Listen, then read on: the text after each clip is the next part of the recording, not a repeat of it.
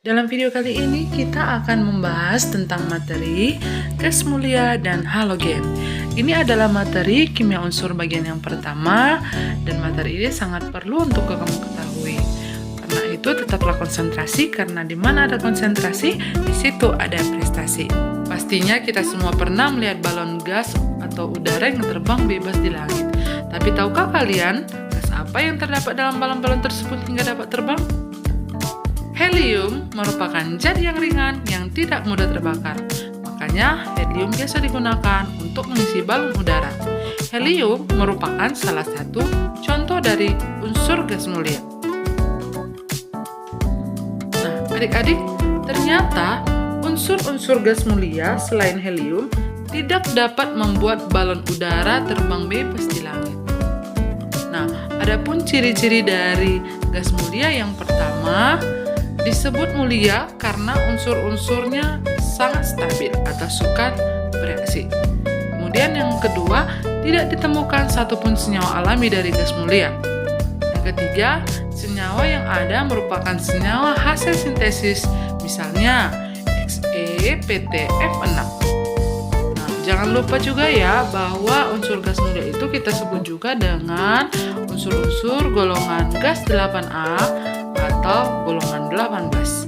Nah, adapun sifat fisis dari gas mulia kita lihat nomor atomnya dari atas ke bawah semakin besar, elektron valensinya itu ada 2, 8, 8, 8, 8, 8.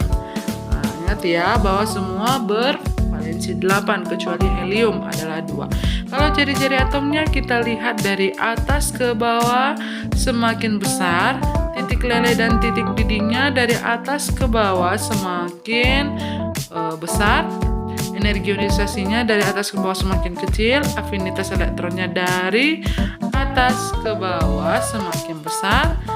Nah, sedangkan massa jenisnya makin ke bawah makin besar. Itulah sifat fisis dari gas mulia. Selanjutnya ada sifat kimianya. Kereaktifan gas mulia bertambah besar sesuai dengan pertambahan ciri atom-atomnya.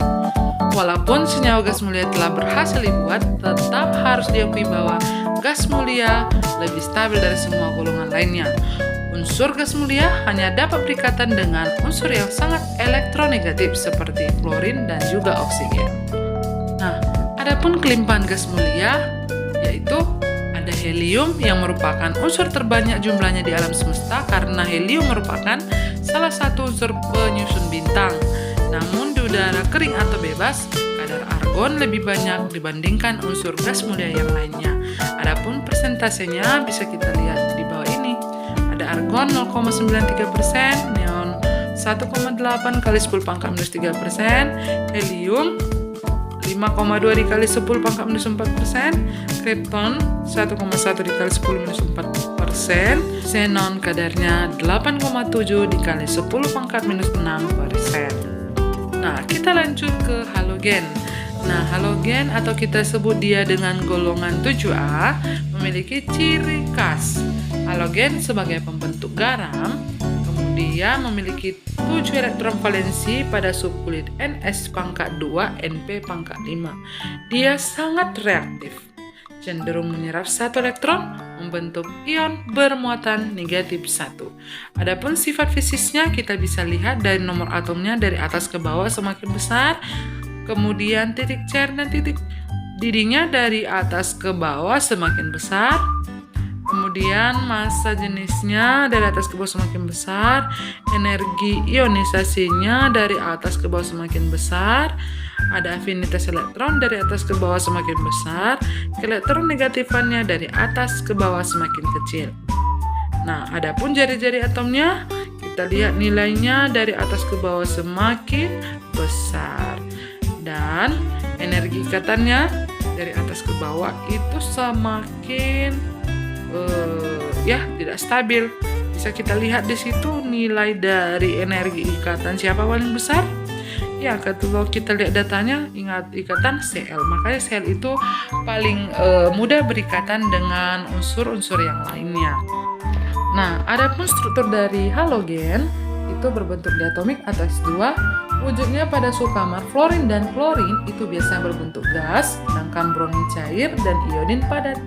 Warna klorin itu kuning, klorin hijau, bromin merah, iod hitam, dan ingat uapnya ungu. Aromanya berbau tajam dan pastinya bersifat menusuk loh. Larutannya bersifat nonpolar, halogen yang lebih larut dalam pelarut nonpolar seperti karbon tetraklorida atau kloroform. Nah, kemudian kelarutan dalam air akan berkurang dari fluorin ke iodin.